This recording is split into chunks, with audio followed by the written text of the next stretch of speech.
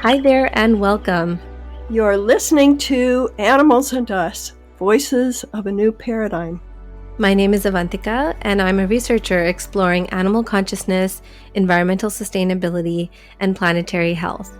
I want to help bring animal perspectives to the table and transform our relationship with the natural world. And I'm Barbara.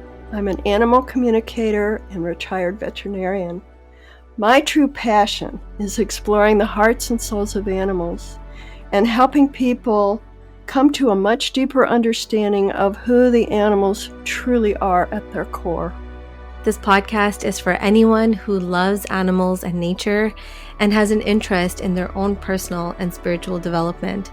We'll bring you powerful conversations with fascinating people about animal and nature sentience, consciousness, and communication.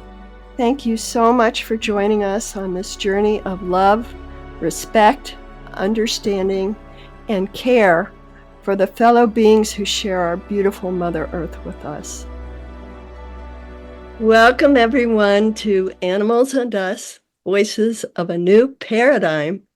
And today we're really excited to introduce Dan Elster, who's this incredible wildlife photographer who lives right in the town where I live.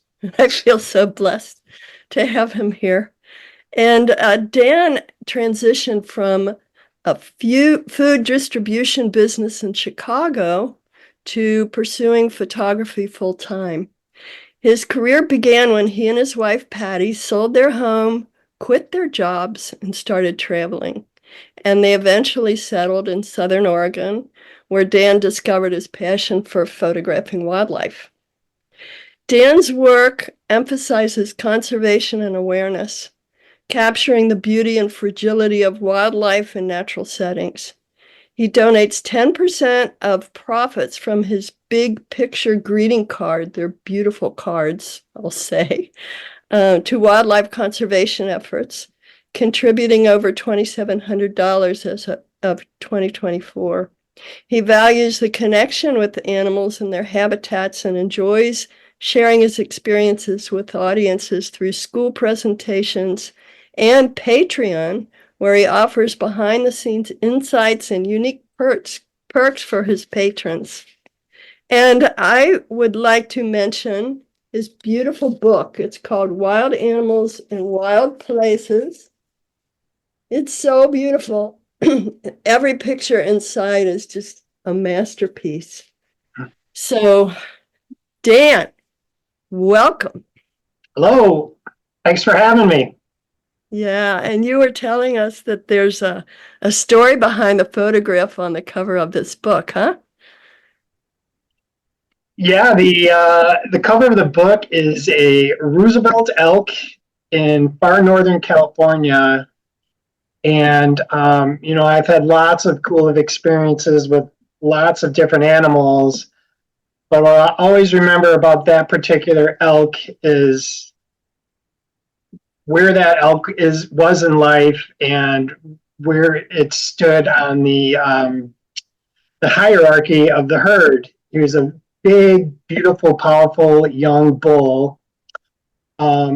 Who the experts, I guess, would call a satellite bull, meaning he was kind of kicked out of the herd by the quote-unquote herd bull, who tries to possess all the females and won't let any of the younger bulls around. And over the course of 2 days of watching this herd, I just kind of watched this guy on the outside looking in. And then very purposely, one afternoon, he had been kind of laying in the grass. He just stood up and very purposely walked probably, I don't know, maybe 200 yards down to the very edge of the ocean to where its hooves were getting wet by the waves. And he just stood there. And I at the time, it was like this very deep, like, I just had a question. What was it thinking? What was it doing? I've seen a lot of people do that before. I think there's there's power in the ocean, and is this elk feeling that same power that some of us feel sometimes when we get to the edge of the earth where the sea begins? And after, it seemed like a really long time. It was probably less than a minute. He just turned and he started walking up the beach, and eventually kind of turned around and meandered off into the forest again. In that particular section of Northern California, the forest comes almost right down to the beach. It's part of Prairie Creek Redwoods State Park.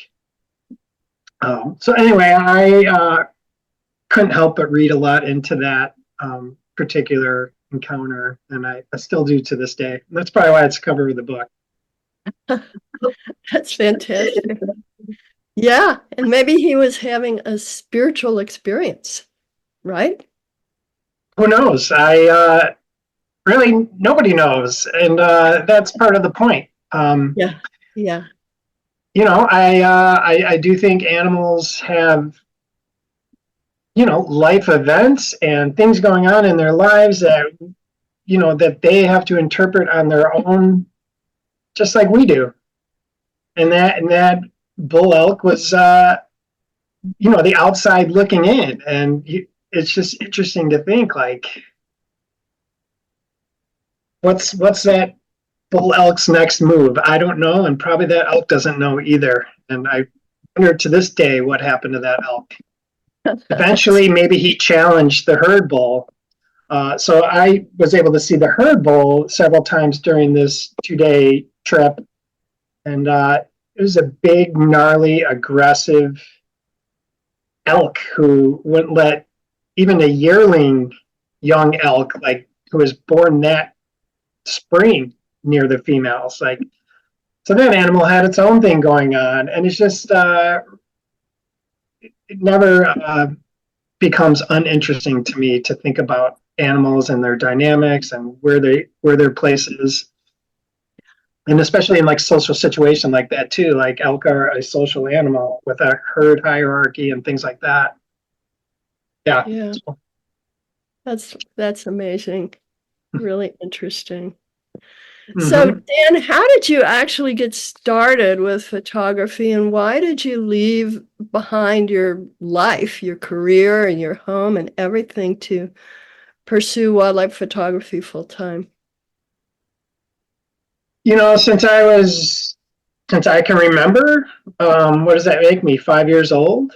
I've just always been beyond fascinated with animals, wild animals in particular, but all animals. That never really went away in my teen years or anything, even when I became preoccupied with other things that typical teenagers are into. I would still read everything I could. I would still have odd pets at home, like snakes and this, that, and that. But I never really knew how to turn it into a career. I was not particularly good academically. I could never see myself going to veterinary school or becoming I thought about being a herpetologist, and I thought of all these ways where I could make a career out of being close to animals and wildlife, and kind of gave up on the idea in college. I went to college to become a police officer, and lived in a big city, had very little connection to the natural world or wildlife. My dad would take me fishing on weekends, things like that, but I had very little, very few ways to connect with nature. Eventually, I moved out of Chicago to this far suburb, which was almost like a small town then, called Island Lake. And I had this tiny little boat on a little lake, and there were forest preserves around me. And for me, now I live in Oregon, things have gone to the next level. But back then, that was true wilderness and nature to me, even though it was like just little islands, in an urban area. But when I started seeing like red-tailed hawks and white-tailed deer, fairly common animals, and starting to learn about the variety of bird life, and all of a sudden I was in it, and I was seeing things for for myself instead of in a book or on a TV screen, it really affected me. And she was my girlfriend then, she's my wife now, bought me a camera as a gift, like this, what appeared to be a big fancy camera. I knew nothing about photography, but I kept reporting back to her after I'd go hiking in the woods. I'm like, you should have seen the deer. You should have. And so she bought me the camera, and it was very intimidating looking. I'm not exaggerating. It sat in the box for 6 months because I didn't want to learn how to use it because I just don't like technology. I don't like that sort of thing. It's not something I typically would gravitate toward. But then finally, she like basically said, "Are you ever going to take that thing out?" That was an expensive gift. And I think that day I grabbed the camera and I went out, and I mean, like a whole new universe opened to me in that day, because I realized not only could I be in the woods just to be and look around, but I had purpose. And it gave me a reason to slow down. I think one of my favorite things about wildlife photography is spending a long time with an individual animal or a group of animals. And it wasn't like check a bird off a checklist and keep walking to find the next bird. I would almost immerse myself in an individual animal's life, whether it was for a minute or an hour. It just obviously really affected me. I mean, it changed my life. It really touched me too when you were speaking, because I've had that kind of love for wildlife myself and wild places. And I went a very different path than you did. I'm a very amateur photographer, but I love my pictures. And I have them on my screen, on my computer. I see them changing every day, all these pictures of animals. And it takes me right back to that experience. So I think that's fantastic. And I've seen your photos, and they're they're beautiful, and they capture the true essence of the animals, I think, which is rare. So how does that work for you? How do you develop that connection with the animal? Is it an intuitive thing? I mean, maybe it doesn't even get described in words, but what's that connection you have with these individual animals that allows you to capture their true inner world, it seems like? That's a good question. I think at first I was just happy to get an animal in my viewfinder, even if it wasn't a strong image technically or composition wise. Like, I just wanted to have like a record of the event of the encounter. But the longer I did it, the more my goals changed for what I was trying to do with the camera, and also observing how an animal would behave with me around, and how the things I did would influence that animal's behavior. That became interesting in and of itself. How to approach animals and keep them comfortable, or keep them from fleeing me. It became, and still is, and continues to evolve, an experience for me, and a privileged feeling. And as far as my images, I can't put a finger on what I'm looking for when I'm taking a photograph, but I know it when I captured it almost instantly. I do think it when you capture a little bit of their personality or the energy around it, like, it could be a very subtle thing. It could be, eye contact. It could be lack of eye contact. It can be a lot of things. I never know exactly what I'm looking for until I get it, and then I'm like, there it is. Dan, I feel like I'm in there, like with you, in the woods. Like as you're describing the process, like I feel, I don't know, it's just even hearing about it makes me appreciate the process that you have and the work that you do. It sounds like, a bit of a trance almost. Um, just being in there. And some people, I think describe photography as a meditative process. And I imagine for you, as you're describing, it's like for you that it might be a lot like that. Do you find that the work that you do requires you personally entering like some kind of particular mental or energetic state so that you can establish that connection or be really grounded in that moment to photograph the animals that you're looking at and interacting with and capture those really special moments? Definitely. It is a mental state. It's not something I can force. My life is like everyone's. I have business. I have two kids. I can get as frazzled by the day-to-day experiences of life. But once I get out in the field, like I said, I can't force it. I can't be like, okay, Dan, now it's time to be a wildlife photographer. Just turn everything else off in your life. But it just seems to naturally happen once I'm out there. As soon as I find a subject or something that interests me, it becomes a very singular. What's the word I'm looking for?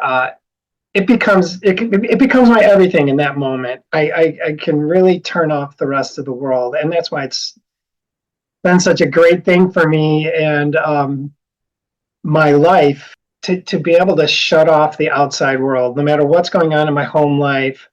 Once I'm in the presence of a black bear, that black bear it's just the bear in me, and it's amazing to me how everything can fade away. Yeah. Do you ever like go out?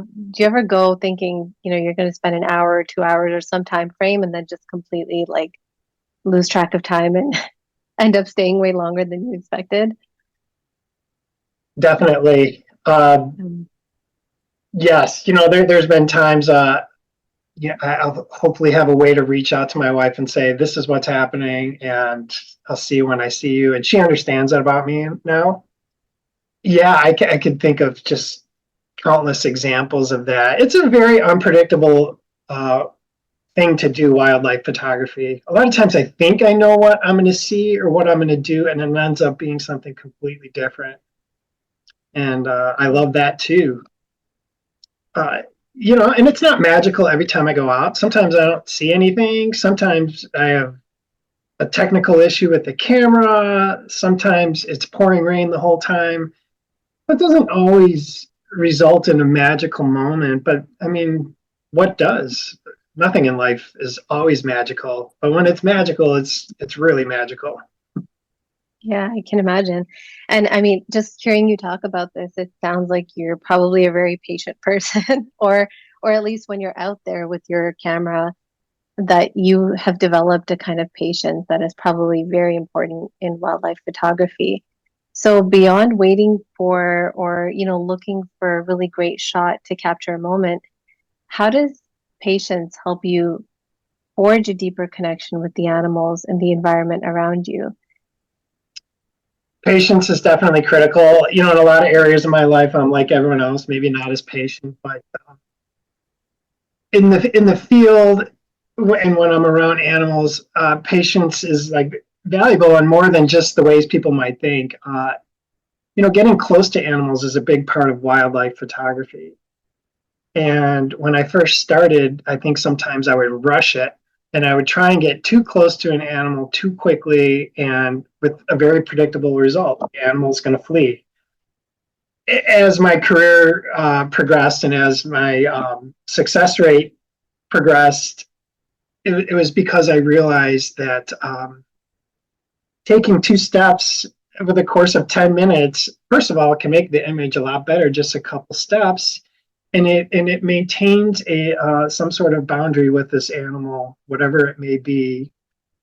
And a little bit closer of approach can go a long way. And that's the last thing I want to do is disturb an animal. Like I really try as hard as I can. I don't think there's ever been a wildlife photographer who hasn't flushed an animal.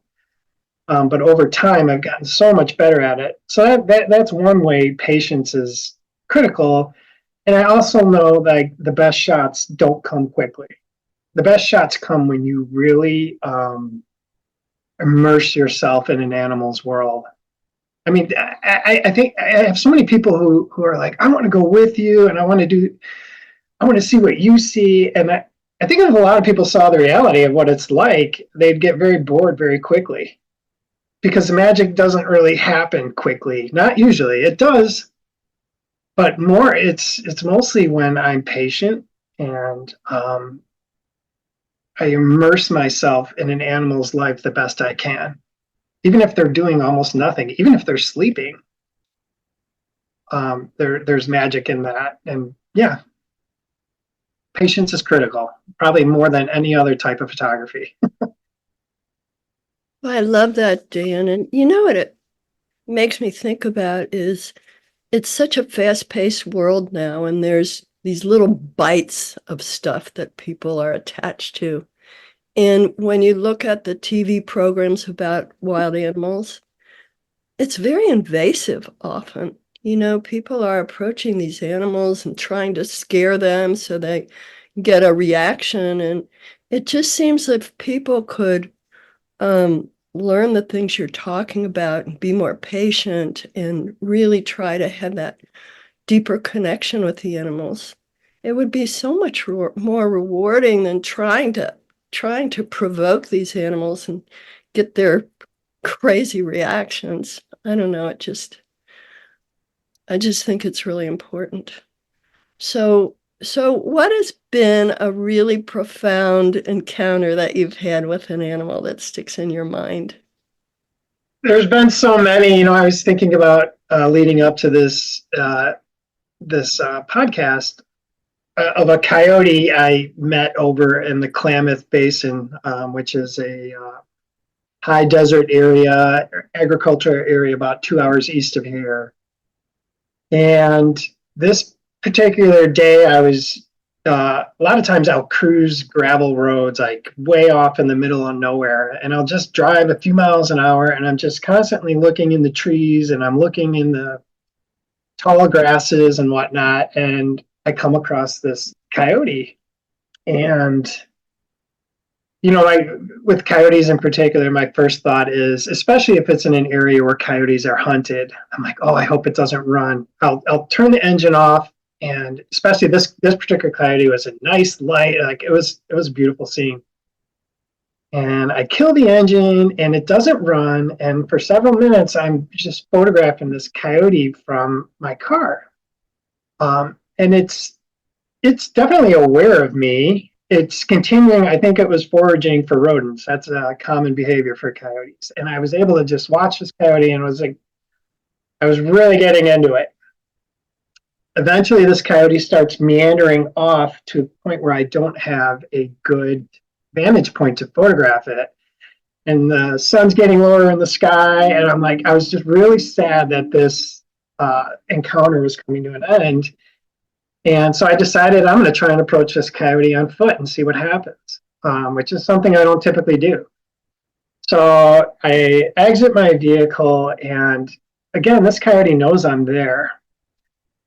I start kind of trailing behind it, and it would look back every few minutes to see if I was behaving myself, but it really just kind of kept doing what it was doing. It was hunting. And we probably meandered maybe a quarter of a mile or so, and I'm just getting great shot after great shot. And I'm like, this is the most magical coyote encounter I've ever had. And I was more than satisfied with the images I had gotten. And suddenly this coyote turns around and starts trotting a little bit toward me. And again, in an area where coyotes are hunted, coyotes are maligned and hated by so many people that they have every reason to fear for their lives around people. But this coyote, and it wasn't trotting toward me in a threatening manner. Like people are like, were you scared? I'm like, no, I don't think I was scared. Fear never entered my mind. It trotted toward me, it would stop, and we would have like this moment again, and then it trotted a little bit close, and then eventually I'm like, okay, this is getting really interesting. And I got down on one knee, and I'm trying to get like this low, beautiful kind of perspective on the coyote. And it kind of did the same thing. It kind of lowered its head to the ground and just looked at me. And I took the photograph, and I'm like, that's it. That's what I've been looking for. And I stood up and I just walked away. And there's such like a weird connection happening. There was no fear. There was nothing. It was, I have a hard time putting things into words, but it's one of my favorite photos of all time. And I don't think anything has ever captured a coyote, at least in my portfolio, like this image. And even though coyotes are not like a huge seller for me or whatever, I always have this image because I'm trying to promote love for coyotes because they're an animal who needs and deserves a little more love in the world. And I probably can never articulate this encounter on the level I wish to. So I love that story. And actually, I love coyotes. I've worked with them in the past, and they're so smart. And when you win their hearts, it's like, I don't know, I think the kind of encounter you're describing with a wild animal, you can't really describe it in words. It's like this magical thing when you can earn the trust of an animal like that. And I would imagine that's partly why that photograph is so precious to you, because it's that feeling of earning. You have to earn it, the trust of an animal that normally wouldn't respond that way. So it seems to me. no question. Yeah, and that encounter above all others, like really cemented in my head, like that is a dog. That is barely different than the big goofy hound dog and Labrador laying on the couch behind me. Yeah, they're hunters. Sure, they've captured more than one cat. I mean, and they kill livestock. They do a lot of things. They're survivors. They're not evil animals. I don't understand how some species get these labels of just an animal trying to survive in a tough world. That's all a coyote is. It's a wild dog. Exactly. Like a wolf. Like a Like a wolf. wolf. And the wolves are so hated by people. It's kind of hard to imagine how people could throw all their animosity toward an animal like that that's just trying to survive. Yeah. You know. And I understand the other perspective where if your livestock is your whole life and your livelihood and somebody comes in and takes it, I can see where you'd be angry, but to make them an enemy and a hated thing, it's hard for me to understand, really. So I love that you have that connection.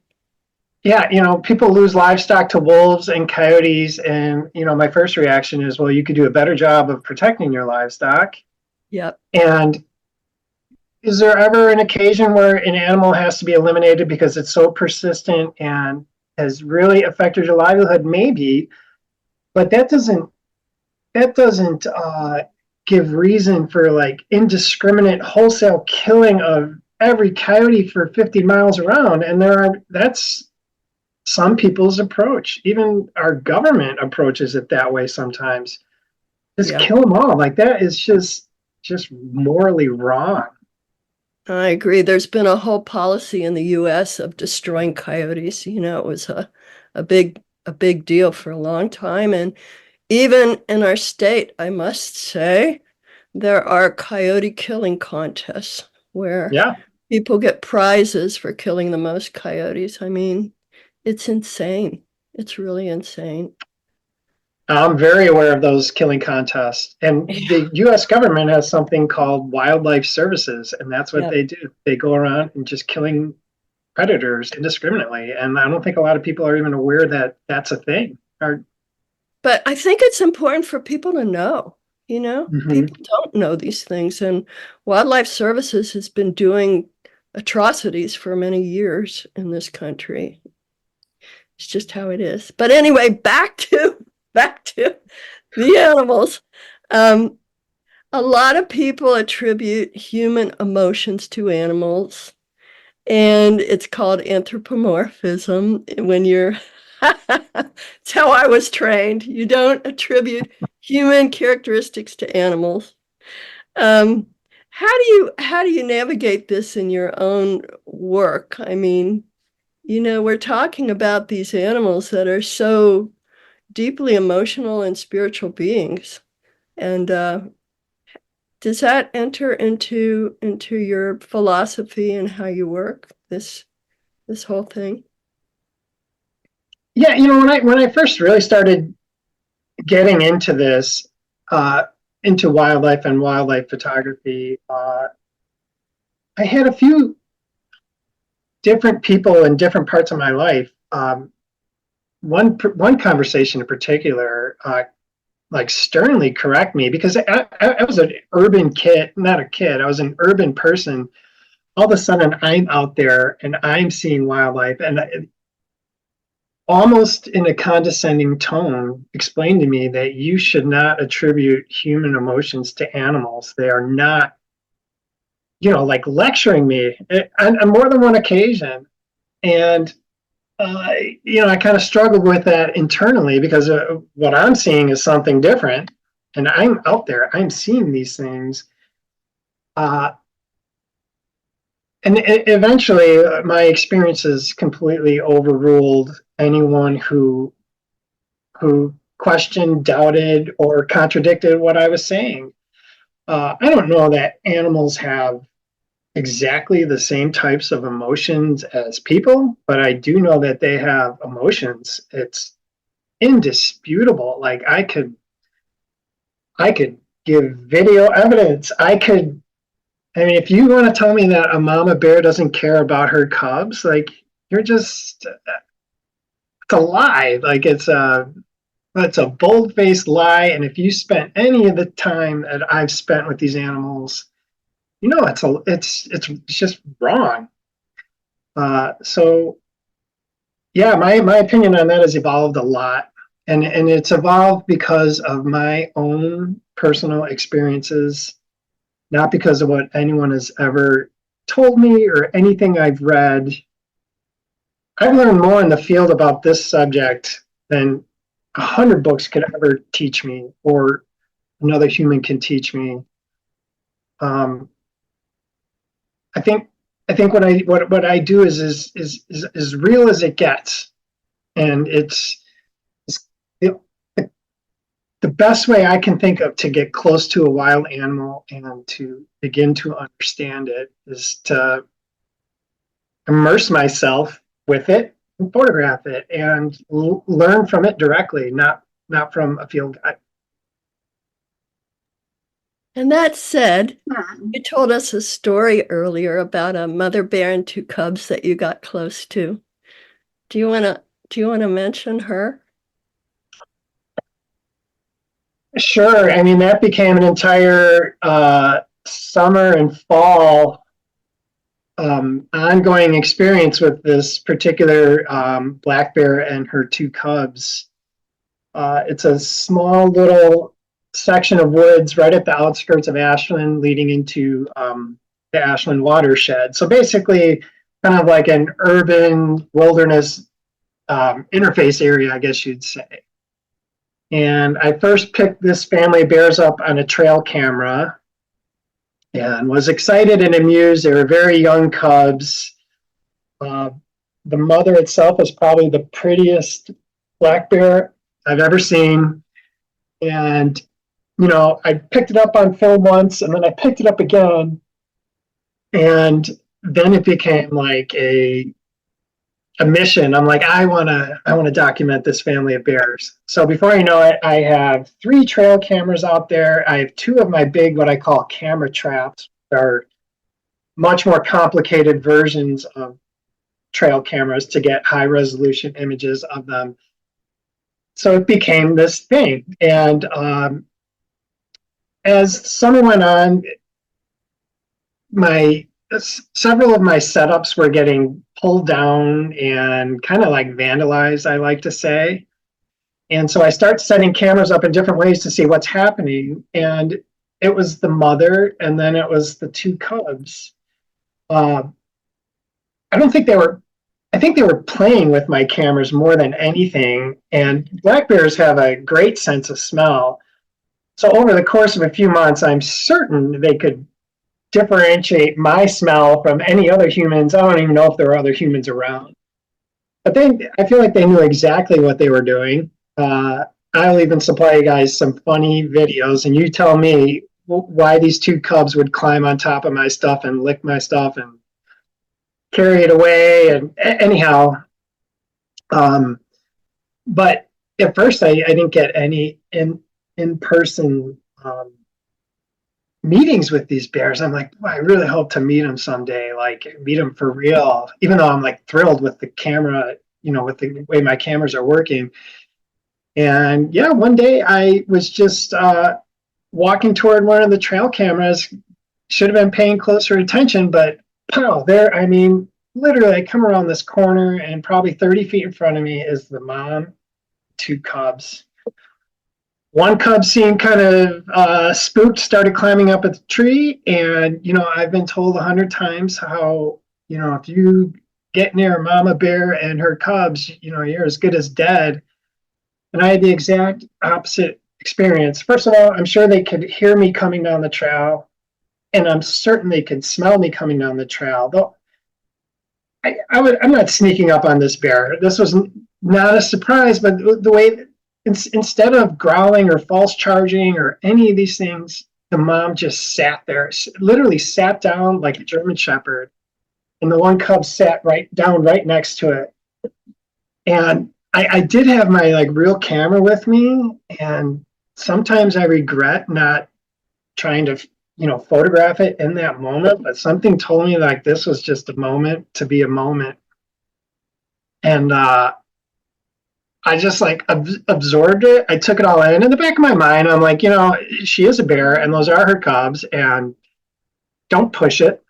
And I after a few seconds, which seemed like forever, I just kind of slowly backed away. And like, I just, slightly conflicted. I didn't get my camera out, but I knew like that's not why that moment was there. And just to enjoy and appreciate that. And eventually I was able to photograph her with my traditional camera gear. I mean, those three are they're one of the most documented family of animals I've had in 20 years of photography. I was like, and eventually they disappeared. I don't know where they went. I hope they're okay wherever they landed. I haven't seen those bears in those woods in a couple of years now. And but yeah, forever a memory, and like I just feel so blessed. Wow. In moments like you just explained, that you just described with these bears, and how they probably heard you coming, they smelled you, they may have had your scent before through your equipment and all of that. In that moment that you're sitting with them, how do you think they perceive you, or how do you hope that they perceive you as someone who's in their space? Those particular bears, I'm pretty sure at that point that my scent was all over those woods. They did not perceive me as a threat. They were probably curious. Like, as a matter of fact, they've probably seen me a dozen times in those woods, and I just didn't even know it. But they rely heavily on their sense of smell, and like I said, they had been playing with my cameras. They know exactly who and what I was. So I think there's maybe an element of curiosity of finally having this face-to-face meeting with the big clumsy biped who has cameras all over their woods.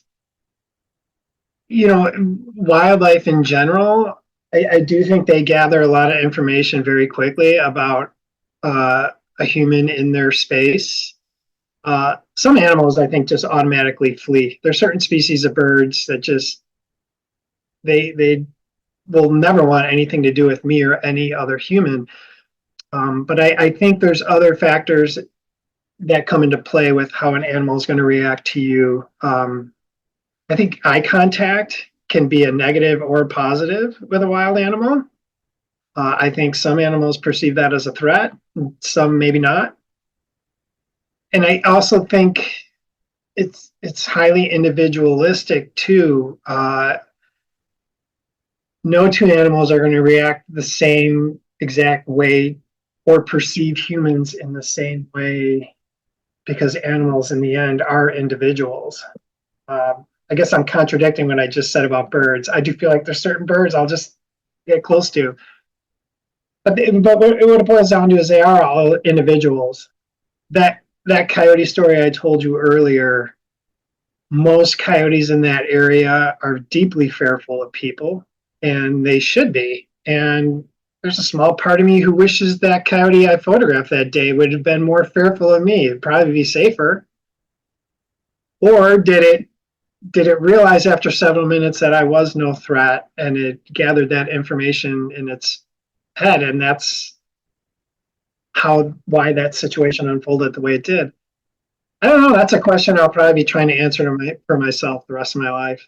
Like, I don't know. Yeah. I would love to know, Barbara mentioned at the beginning that you have been committed to conservation work and education. I would love to know how this work that you do with photography and this deep connection that you've developed with animals, and this love that you've developed with animals, how that's influenced that work, and how do you hope that your work inspires other people to take action? I like to think at this point, everything I'm doing is impacting people on some level, or anyone who takes the time to view my work. I think, it's important to focus on the endangered species and critically endangered habitat, this, that, and that. But I think I'm also trying to make people see the beauty in the common animal too, or the maligned animal. Like I have this thing about like rattlesnakes and coyotes and like these certain animals that I feel are just, unfortunately, completely inaccurately represented by books and literature and what people say about them. I want people to appreciate nature and animals as a whole, not just little segments of it. That's one of my goals. And the ways I'm doing that, I probably speak to 1,000 kids a year in schools. I'm donating money to wildlife conservation. I've donated over $5,000 now. That whatever you read there earlier, Barbara, it's actually more now, and like it's turning into, it's like real money now. Outside of taking care of my family, and I think that's what I'm dedicating the rest of my life to, is making people appreciate what's out there. And it's shocking to me how little people really know about what's right around here.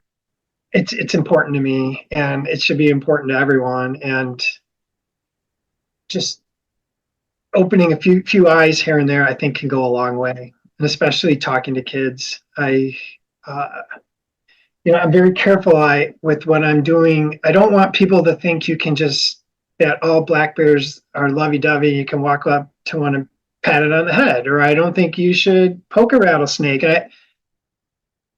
They're delicate topics, but these animals should be revered and respected. And the more people who understand them and understand the dangers, but also the beauty and all of this, like if that's what my work accomplishes in life, then I have succeeded. That's really beautiful, Dan. I think this also speaks to what you talked about earlier about creating our own beliefs and really letting our own lived experience guide us in life, because there's so much that you can read, and there's things you hear in the news and things you hear from other people. And I think it's important for us to go out and experience things on our own and to develop our own ideologies about our place in the world and our relationship with animals. And I think the work that you're doing is so wonderful. I feel like the average person probably takes a lot of this for granted because they're not thinking about it. They're not immersed in it like you are.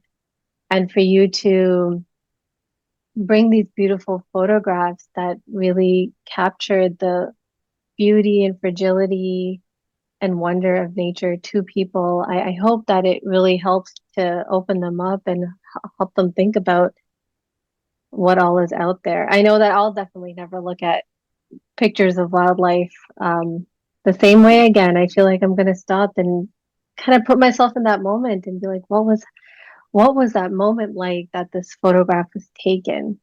It's so much more than just a picture, right? It's like a moment in time that's captured. For anyone who's listening, Dan, who's interested in deepening their connection with animals, what advice would you give them to help them cultivate that sense of stillness, sense of presence, and respect for the interactions that they have with the natural world? To slow down when you're out in nature, or when you see a red-tailed hawk. Don't you could just pick your cell phone up and take a picture and then move on, and like maybe slow down and appreciate the moment, and just, even if you get a few minutes with a relatively common animal like a red-tailed hawk, like it could expand your horizons and expand your appreciation for that individual animal in ways that there is no other way to do so. You can even get into, I mean, like, sure, you could go to a zoo and see a wild animal, and that's a whole nother subject, but wild animals who are out there every minute of every day just trying to survive. I mean, that is a dramatic thing that we don't think about. Every single day is a battle to survive for whatever animal we're speaking of. And I think when you start attributing those things to the animal you're looking at, you can really deepen your appreciation, or just respect, or whatever word you want to use. I actually kind of like the word respect. What individual animals go through all the time, it never ends, like the battle to survive, and they have to learn how to interact with humans, me, you, everyone. Some humans are a threat, some are not. But I guess what it boils down to is slow down and really think about what you're looking at. Yeah, and I'll always remember what you said in this at the beginning of the conversation, that you were actually out there just doing your thing, being out in nature, and it wasn't until much later that the camera came into the picture, and you actually started photographing things. That's really nice, because I think you developed that appreciation and that love for just experiencing the moment and learning. And then came that interest or that inspiration to actually capture the moment so that other people could be part of it or experience it, hopefully part of the way that you did. Yeah. So, Dan, is there anything else before we wrap up that you would like to share with our audience about anything we've talked about today? Anything important that you want to share with them? Just that there's much more to these animals than may meet the eye. And there's more to them than you'll ever learn in a book. I mean, I love to read books. I love to watch documentaries. I'm not bad mouthing those things. But when you can feel the energy of an animal, or watch how an animal lives, or if you take the time to think about what's a day in the life of a black bear in Southern Oregon, when you think about these things, I think they become much more valuable and worthy of respect, and the need to conserve these things for future generations. Earlier in the conversation, I talk about these black bears, and I don't want people to think that I don't think there's any sort of danger or threat from wild animals. They are indeed wild, and sometimes I'll catch myself talking to kids like, you can't, don't make it sound like they're all like fluffy stuffed animals. They're not, but they're also not bloodthirsty killers. They're like I keep going back to, are trying to survive in a hostile world, and observe them and appreciate them, and just think about what their life is like. Thank you so much for sharing that. That's really important for people to also take away from this conversation. Tell our audience where they can find your work if they're interested in seeing some of your images and what you're up to. Sure. I have a website, elsterphotography.com. I do a newsletter probably once a month. You can sign up for that on my website. So far as social media, Facebook is the one that most people seem to appreciate. I do a lot of storytelling to go along with the images, but I also do like Instagram and all that stuff. Yeah, I'm not hard to find. You can Google me. I love my line of greeting cards. I never thought I'd be a greeting card business, but that's where my career has taken me, and I love that. And I love the fact that I'm raising money, and it's turning into real money. So I start thinking like, you could actually really make a difference in the world if you keep going and you keep growing it and expanding your business and your message. On the back of every card is a message about wildlife conservation. And little old Dan in Southern Oregon might be able to make a difference. So I'm very excited about it. That's so beautiful. We'll make sure that all those links are available and people can find you easily. Dan, I just want to say, on behalf of all the people who are not out there doing what you're doing and experiencing these moments firsthand and developing this patience and getting out there and learning about nature, thank you so much for capturing these moments and for sharing them with the world. It's really important work that you're doing, and I'm so happy, so excited that we were able to have this conversation with you. I took away, the importance of creating our own belief systems. People can tell us all kinds of things based on their years of knowledge and their experience, and that's fine. But that it's really important for us to actually go out there, live our own lives, and to develop our own values and beliefs based on what feels right to us. So thank you for walking us through what that was like when someone who is maybe in a position of authority or whatever it might be telling us that there's a certain way to do things or there's a certain way to look at things, and you go out there and you're like, this doesn't feel right to me. I actually think I believe in something totally different. To have that conviction in what you believe in because of what you've experienced. So thank you for sharing that. And like I said, I have a newfound appreciation now for when I see any photographs of animals, of wildlife, just remembering all that must have gone into creating that moment and capturing that special magical moment with the animals. So thank you so much for sharing that with us. Love that. Thank you. And I'd like to thank you, Dan. From the moment I saw your photos years ago, I knew they were special and they came from a special person. And I'm just so thrilled that you're doing the work you do in support of these animals, teaching our children to respect wildlife in a whole different way than it seems like we're taught in school. And I really, really appreciate that and the beautiful stories that you have to share. I just feel really inspired and enlightened and elevated from talking with you. So thank you so much. And I appreciate when you said just stop when you see an animal. We're very fortunate here that we have a lot of animals running around, even on our streets. We have deer everywhere, wild turkeys.